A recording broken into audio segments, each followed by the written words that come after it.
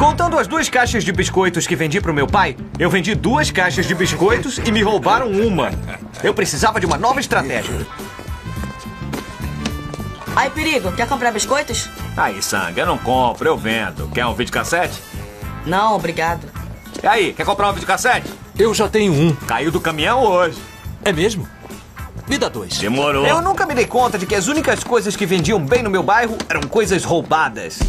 Biscoitos, venda de biscoitos, gotas de chocolate, pasta de amendoim com coco, menta com chocolate. Eu já tenho em casa.